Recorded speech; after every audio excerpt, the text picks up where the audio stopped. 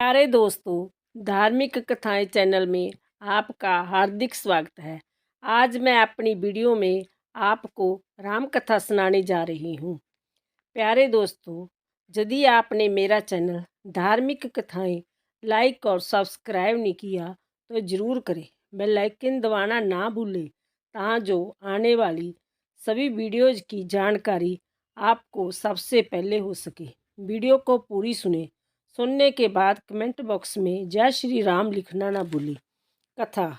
भगवान श्री राम, लक्ष्मण और सीता जी पिता दशरथ जी की आज्ञा पालन करने के लिए वनवास चले। रास्ते में सारे तीर्थ गंगा, जमुना, गोमती वगैरह में तर्पण किया। वन में फल फूल कंदमूल खाकर जीवन व्यतीत करते थे। एक दिन राम जी आज्ञा से लक्ष्मण जी कंदमूल तोड़कर लाए और सीता जी के आगे रख दिए। सीता जी ने उनकी 4 पत्तलें बनाई। लक्ष्मण जी पूछने लगे, माता जी आपने 4 पत्तल किस लिए बनाई है? माता जी बोली, एक पत्तल राम जी की, एक पत्तल लक्ष्मण जी की, एक पत्तल गौ माता की और एक पत्तल सीता जी की।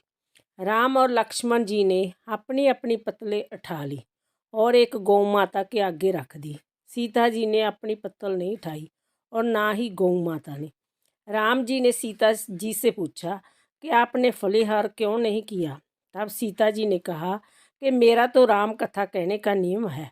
राम कथा कहने से पहले मैं फलहार नहीं करूँगी। तब राम जी ने कहा कि राम कथा मुझे सुनाओ। सीता जी बोली, आप तो हमारे पति देव हों, आपको राम कथा कैसे सुनाऊँ? लक्ष्मण जी बोले, माता जी राम कथा तब आप मुझे सुनाओ। सीता जी बोली, आप तो शादीशुदा देवर हो, औरतों की बातें औरत ही जाने। तब लक्ष्मण जी विचारने लगे कि वन में औरतों कहाँ से आएगी। तब लक्ष्मण जी ने धरती पर महानगरी बसा दी। उस नगरी में सभी चीज़ें जैसे महल, मालिया, बर्तन, कपड़ा, काम करने की सभी चीज़ें सोने की थी। उस नगरी का नाम सोने की नगरी रख दिया।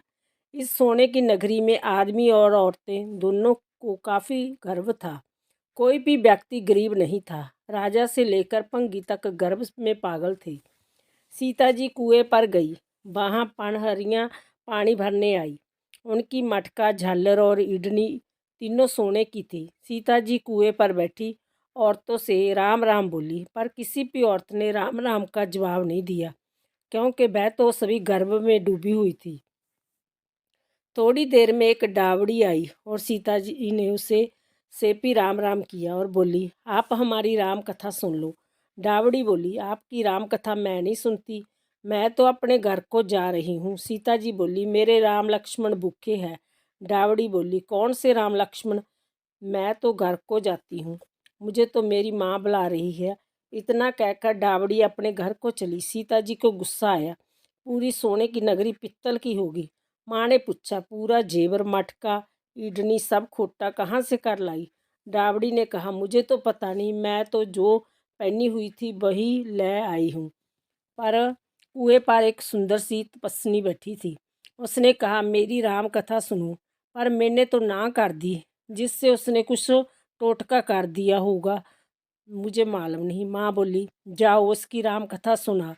वह तपस्विनी नहीं है, वो तो सीता जी है। वापस जाओ, अपने घर में रिद्धि सिद्धि हो जाएगी। अपनी तो पूरी नगरी ही पित्तल की हो गई है। डावड़ी बोली, मैं तो वापस नहीं जाती। इतने में बेटे की बहू आई। उसने कहा, आपकी आज्ञा हो तो मैं सीता जी का दर्शन कराऊं और राम कथा सुनाऊं। सासू बोली, जा बेटी। सीता जी राम कथा सुना। गहना कपड़ा सब पीतल का ही पहन जा। बहू कुएं पर जाकर बैठ गई। खाली मटका पानी से भरे और फिर खाली करे। जय देख सीता जी बोली, आपके घर में कोई काम नहीं है क्या?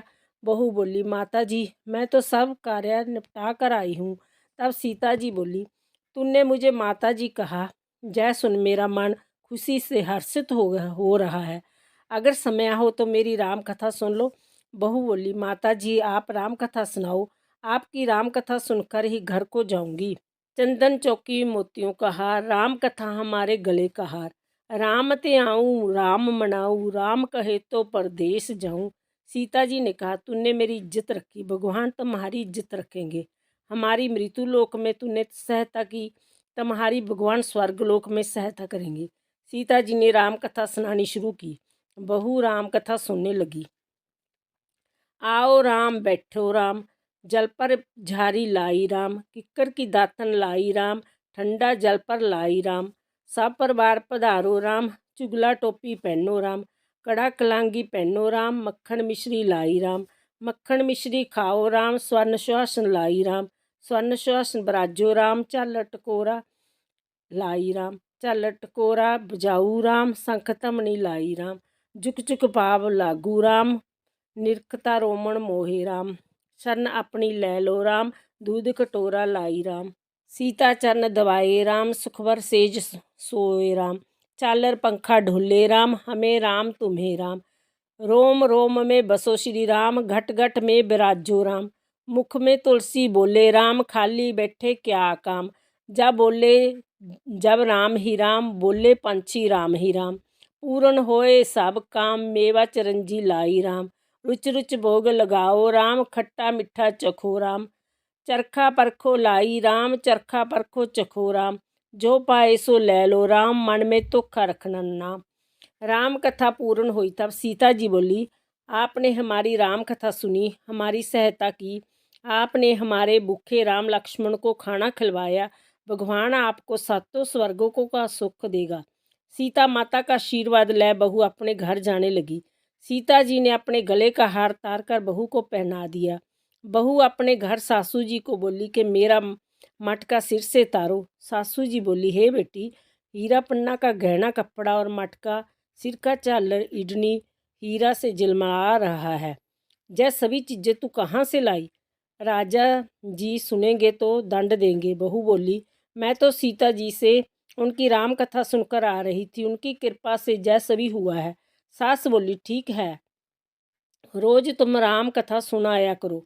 बहू रोज सीता जी के पास राम कथा सुनने जाने लगी। सुनते सुनते वर्ष गुजर गया। तब बहू ने कहा, माता जी कहानी का अध्यापन बताओ। माता जी बोली, 7 लड्डू, 1 नारियल लेना और फिर उनका 7 भाग करना।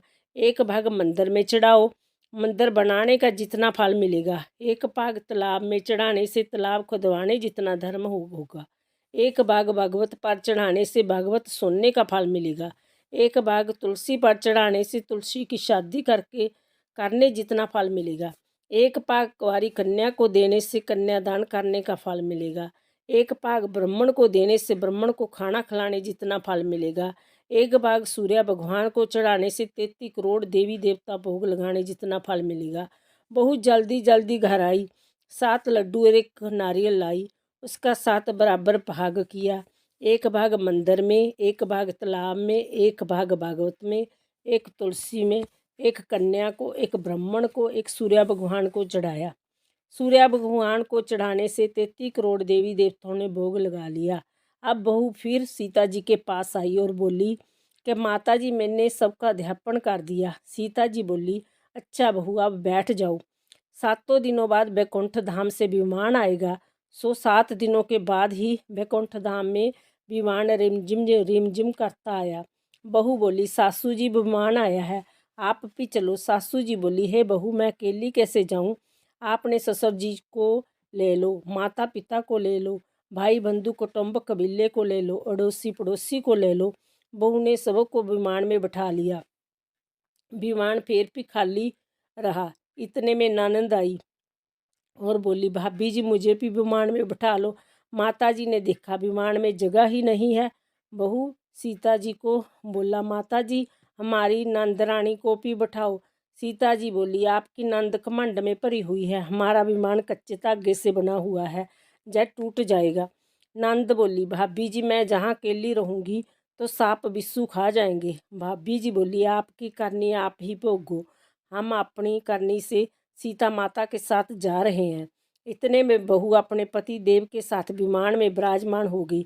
जय देख नगर के सभी लोग इकट्ठे हो गए और पूछने लगे, बहू, आपने ऐसा कौन सा धर्म का कार्य किया जो सीता जी के साथ विमान में वैकुंठ धाम को जा रहे हूँ? आपने रामायण का पाठ किया, या गीता जी का पाठ किया, या कोई खंड पुण्य किया जिससे कि स्वर्ग से विमान लेने आया है? बहू बोली, मैंने तो केवल सीता माता जी से राम कथा सुनी, उसका अध्यापन किया। नगरी राम नगरी के लोग कहने लगे, बहू हमें भी राम कथा सुनाओ। बहू ने सबको राम कथा सुनाई। कथा पूर्ण होते ही पूरी नगरी सोने की होगी। बहू बोली, जो कोई राम कथा की 108 पुस्तकें बांटेगा उनको भी उतना ही फल मिलेगा जितना बहू को मिला। सभी नगरवासियों ने राम जी की जय जयकार की। सीता जी ने सबों को विमान में बिठा लिया। विमान स्वर्ग के रास्ते चल पड़ा। स्वर्ग के सातों द्वार अपने आप खुल गए। प्रथम द्वार पर नाग देवता सामने आए। सातों द्वार पार करने के बाद विमान स्वर्ग से नीचे उतरा। 33 करोड़ देवी देवता बहू से पूछने लगे, तुमने ऐसा कौन सा पुण्य का कार्य किया जिसके स्वर्ग के सातों द्वार पार करके हमारे पास आई हूँ। बहू बोली, मैंने तो सीता माता जी से राम कथा सुनी, उसका अध्यापन किया। 33 करोड़ देवी देवता बोले, हमें भी राम कथा सुनाओ। बहू ने सबको राम कथा सुनाई। बहू ने कहा, राम त्याऊँ राम मनाऊँ, राम कहे तो परदेश जाऊँ। सभी देवी देवता सीता माता की जय जयकार करने लगे। आप भी सब मिलकर बोलो, जय श्री राम, जय श्री राम, सीता माता की जय।